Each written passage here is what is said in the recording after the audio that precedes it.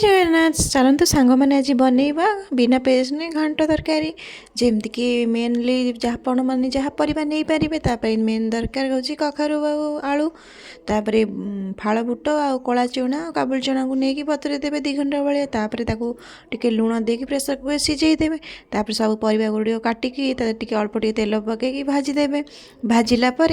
मसला गोटे गोटे मसला रेडी करेंगे जमीक अदा जीरा धनिया लंका टमाटो डालचीनी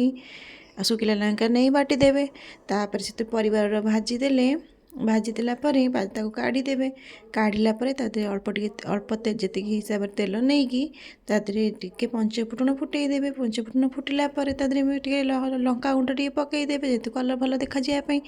तापर सांगे सांगे मसलाटा पकईदेवे ना लंका पोड़ीज लंका लुण हलदी आ करी पाउडर पकईकि कषि भल भाव कषिदेवे भल भाव कषिगला परिया पकईकि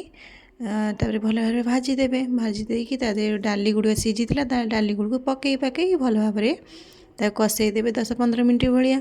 कषिगले गरम पानी करके कस्तूरी मेथी पत्र भी आउ नड़िया कोरा पकई गरम पानी रे फुटा छाड़ीदेवे से भितर आमर भी गुरुवार जेहेतु कोसला शाग बना होता जमीक कखारू आलू बड़ी नड़िया पकई भजा आपण मानू केमी भल लगे आप कमेंट करेंगे मत तो एमती बहुत भल लगे तापर ये आम रेडी होता आमर घांट तरकारी देखु के गरम मसला टे पकईदेवे बास्ना भल हाँपाई आउ यहाँ हूँ आम रेडी होता जेहेतु आम अन्न खाइबुनी यहाँ हूँ घर पुओ पिला से सब खाइबे अन्न आउ यहाँ हूँ आम थाली भल वीडियो भल लगे लाइक करेंगे सब्सक्राइब करेंगे रही जय जगन्नाथ।